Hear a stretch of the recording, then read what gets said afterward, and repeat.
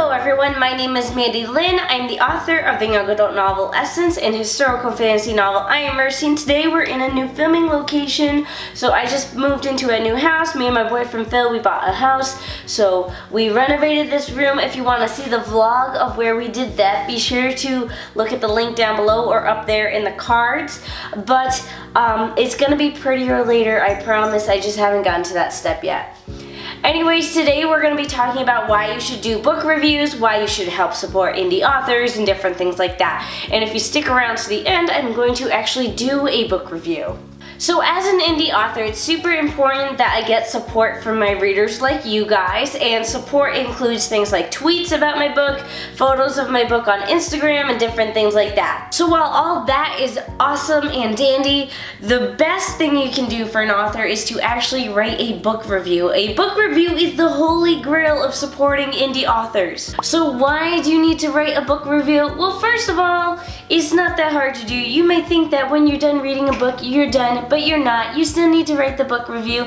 And the reason for that is just because when people go to purchase a book, they're gonna look at book reviews. Even if they don't necessarily read book reviews, they're just gonna see if it has book reviews and see the star rating on the book. And if a book doesn't have many reviews, or even worse, no reviews, then people aren't gonna buy it. They're gonna be like, well, no one else bought it, so why should I? Book reviews mark an author as a credible person, someone who writes decent enough books. Even if it's like a 3-star book review, it's still a good book review. So think of it, if you're thinking about buying a book, are you gonna buy a book that only has like 5 book reviews, or are you gonna buy a book that has about 50 or more book reviews? It's pretty simple, you're gonna buy the one with more book reviews. And then of course there are people who actually read book reviews to gauge whether or not the book is for them or not. So how do you write a book review? Well, it's simple enough. You go on Amazon and Goodreads and just write your book review. It doesn't have to be a whole breakdown of the novel, it can just be a quick little paragraph. That's what I usually do. You make a note of what you loved and what you felt like might need improvement. If you really want to break it down, you know, say why the plot was good, why the character arcs were good, you can go ahead and do it, but it's not necessary. We just like, even if it's just one sentence, saying you love the book and then you give it a 5-star review, we're gonna be very thankful for that. Even if you don't like the book, it's okay to write a book review, but just be nice about it. If you're gonna leave feedback, leave constructive feedback. Don't attack an author personally. That's just outright wrong. Don't say you hate a book, it's terrible. Books are subjective. Just because you didn't like it doesn't mean someone else might not like it. So don't say it's terrible. Don't tell people to never read this book, because that's just, 1, it's rude. You're being a troll. 2, there's other people out there who might have loved that book, but now they're not thinking about reading it because of your book review, and that's not nice. You contribute to the community by writing book reviews. You don't contribute when you write nasty book reviews. Nobody likes those. So now, where are you going to write your book review? Well, of course, Amazon and Goodreads is the best place to write it. If you only choose one, I would recommend choosing to write it on Amazon, because Amazon tends to be more credible, because you can see if someone's purchase of a book is verified or not. Because on Goodreads, it's very easy to write a book review when you haven't even read the book yet.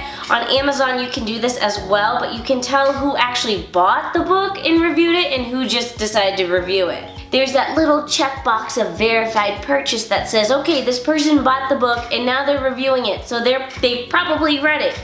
Whereas Goodreads, you can just be a troll and, you know, yeah, usually books tend to have more reviews on Goodreads just because it's like a social platform, but I always prefer people to actually write reviews on Amazon, because that's actually where the sale happens as well.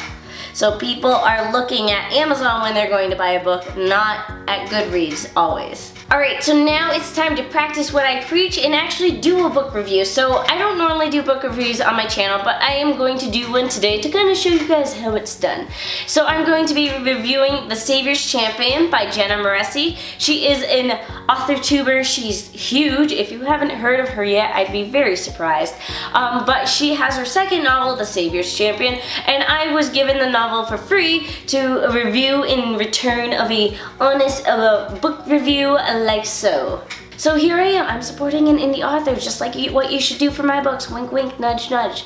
Alright, so what is the book about? The Savior's Champion. So the way I like to describe it is it's the Selection meets the Hunger Games meets the Maze Runner. And when I first heard about it, that's kind of what popped into my head, and I was kind of worried going into it because I wasn't sure if it would be too similar to those 3 books. And of course, those 3 books are actually very different. So I was kind of curious to see how this book would go. But I'm very happy to report that that is not the case at all. It's very different in like the best way possible. So in short, it's about Tobias, and he volunteers to be in the Savior's Champion, which is basically a competition to be the husband of the Savior, who is the ruler of the realm. And the catch is that it is a fight to the death. And also, Tobias did not enter into the tournament because he wants to be the Savior's husband. He entered because he likes the money that comes with it, and he's using that money to help allow his family to live, basically. So that's what it's about. It's basically badass, it's awesome, and I'm just gonna jump into what I liked about it. I was obsessed with this book when I was reading it, and it's been a long time since I've like read a book and been like absolutely ingrained into it. I'm talking like after I finished reading it, I had a dream about it, that I was in it. You want your readers to be so involved with it, they forget what's real life and what's not. And I'm talking like I had no time at all to read this book. Like I just moved into a new house, just started a new job, everything that's possible changed, and I was obsessed with this book. It took me a week to read it, not because it wasn't good, but because I didn't have the time, and I couldn't stop reading it. So let's go over the technical stuff. So in terms of plot, the novel plot is very awesome. It's very clear, like it always has a direction, and the pacing of it is awesome. Every time you think like, oh, okay, it might be, the pace is starting to slow up, something else happens and you're just right in there. There was a lot of the time where I was trying to predict where things were gonna go, and then I was usually wrong. Now granted, I'm usually bad at predicting things, so I may not be the person to gauge this, but I felt it was very well written, and there's an amazing plot twist that I did not predict at all. Like towards the end I was like, things are getting a little weird, what's going on? And I kind of thought I knew where it was going, and then when the plot twist actually happened, I was like, jaw dropped. Like it's been a long time since I've read a book and actually like physically reacted. Like I'm talking, I had this as an ebook, so I was reading it like when my boyfriend was driving, I was reading it, and then I'd be like, oh my god, like I'd say it out loud, and he'd be like, what? And I'm like, I need to explain, but you're not gonna appreciate this the same way I appreciate this. My emotions were at an all-time high. I was so invested into this book. There was also a touch of comedy, which made the sometimes dark novel very entertaining to read and kind of lightened up the mood every now and then. And of course there was romance, and what a tease that romance was. Now I really need book 2, and that's basically all the reasons why I like this novel. Now I technically don't have anything I don't like about this novel, but there are a few things I want to point out because there might be other people who won't like this book based on these things I'm about to talk about.